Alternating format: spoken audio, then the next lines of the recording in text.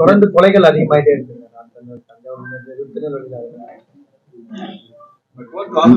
ஆமா, அதாவது மாண்புமிகு அமைச்சர் ரகுபதி சொல்றாரு, இது சாதாரணமா நடக்குது, எல்லா ஆட்சியும் நடக்குது. அப்படி இல்ல, கொலை கொள்ளெல்லாம் மனிதர்கள் தோன்றிய காலத்துல நடக்கிறது உண்மைதான். பட் இப்ப நடக்கிறதுக்கு காரணம் குடும்ப சண்டையோ, பெரும்பாலான கொலைகள் குடும்ப சண்டையோ, அண்ணன் தம்பி சண்டையோ, சொத்து சண்டையோ கிடையாது. யார் மேல ஏதோ ஒரு காரணம் இருந்தாலும் கூலிப்படை நிறைய உருவாகிட்டு, இந்த ஆட்சியில இளைஞர்களுக்கு வேலை வாய்ப்பை உருவாக்கி தருவாங்க, படித்தவர்களுக்கு வேலை வாய்ப்பு இல்லை. இன்னொரு பக்கம் கஞ்சா, ஹெராயின் போன்ற போதை மருந்து பழக்கம், போதை மாத்திரைகள், போதை மிட்டாய்களை புழக்கத்துல நிறைய இருக்கு. அதனால இளைஞர்கள் போதை மருந்துக்கு அடிமையாகி கூலிப்படைகளாக மாறி வருகிறார்கள். 5000க்கும் 10,000 யாரை வேணாலும் கொலை செய்யற அளவுக்கு நாடு இன்றைக்கு தவறான பாதையில போயிட்டு இருக்கிறது. சட்டம் ஒழுங்கு சந்தி சிரிக்கிறது. நேற்று கூட திருநெல்வேலி அந்த கோர்ட்ல அந்த வக்கீல் ஒருத்தர் எவ்வளவு உணர்வுபூர்வமா பேசுறாரு, நாங்க தான் பிடிச்சோம், காவல்துறை எல்லாம் அமைதியா இருந்தாங்க, நிறைய ஒருத்தரை கொலை பண்ணாங்க, அதை பிடிச்சி விளையாடுறவங்க நாங்க பிடிச்சோங்கிறாங்க. அந்த அளவுதான் நாடு இருக்கு. இங்க முதலமைச்சர் குடும்பத்தை தவிர, அங்குள்ள அமைச்சர்களை தவிர மற்ற யாருக்கும் பாதுகாப்பு இல்லைங்கிறது தான். அது யாராக இருந்தாலும் பாதுகாப்பு இல்லை என்பதுதான் உண்மை. அது பொதுமக்களாக இருக்கட்டும், குறிப்பா பெண்களுக்கு அது பாலியல் வன்கொடுமைகள்லாம் அந்த போதை மருந்து பழக்கத்தால நான் கேள்விப்படாத அளவுக்கு ரொம்ப அதிகமாயிட்டு இருக்கு.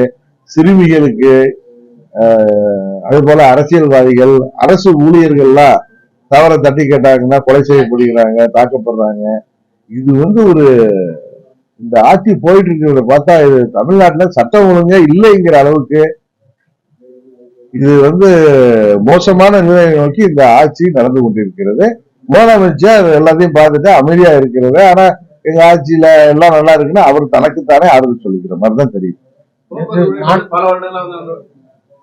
நேற்று மாநாட்டுல பாமக தலைவர் அன்புமணி ராமதாஸ் கேட்டார், விவசாயிகளை வஞ்சிப்பதாகவும் ஆபரேட்டுக்காரருக்கு ஆதரவா இருக்கணும் திமுக குற்றம் சாட்டினாரு. உண்மைதானே? இன்னும் 8 வழிச்சாலை வர்றப்ப நாங்கெல்லாம் போராட்டம் பண்ணோம். இங்க திருவண்ணாமலையில கூட அப்ப இருந்த கலெக்டர் எங்களுக்கு எஸ்பி எல்லாம் பர்மிஷன் கொடுத்தாங்க. அரூர்ல எல்லாம் கோர்ட்ல போய் தான் பர்மிஷன் வாங்கியிருந்தோம். அப்ப திமுகவும் அதுக்கு ஆதரவா இருந்துச்சு 8 வழிச்சாலை. நாங்க சொன்னது 8 வழிச்சாலை இருக்கிற உளுந்தூர்பேட்டை டு சேலம் ரோட ஆத்தூர் வழியா உள்ள சாலை 8 வழிச்சாலை ஆக்குங்க. இங்க இயற்கை வளம், மலை வளம், நீர்நிலைகள் எல்லாத்தையும் பாதிச்சு அமைக்க வேணாம் தான் விவசாயிகள், விவசாய நிலங்களை பாதிக்க கூடாது எல்லாம் போராட்டம் பண்ணோம்.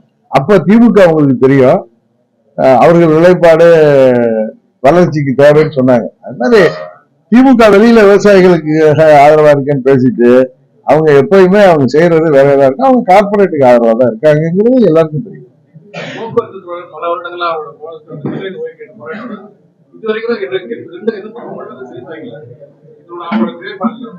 போக்குவரத்துல முதல்ல ஒவ்வொரு பட்ஜெட்லயும் புது புதுசா பஸ் வாங்குறாங்க. எல்லாம் போற பஸ் எல்லாம் ஏறி போனா எல்லாம் பஸ் உடஞ்சி கீழே விழுறதுக்காக தான் இருக்கு. இன்னும் டிரைவர் தான் முழுல.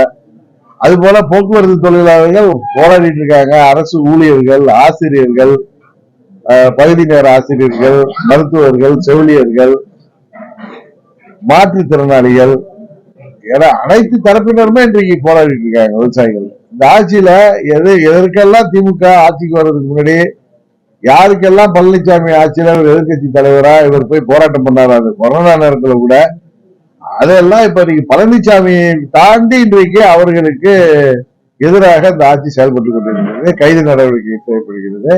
அவர்கள் எல்லாம் மிரட்டப்படுகிறார்கள். இன்றைக்கு இளைஞர்களுக்கெல்லாம் வேலை வாய்ப்பு எல்லாம் கேள்விக்குறியா இருக்கு. அரசு வேலைங்கிறதெல்லாம் யாருக்கும் கிடைத்ததாக தெரியவில்லை.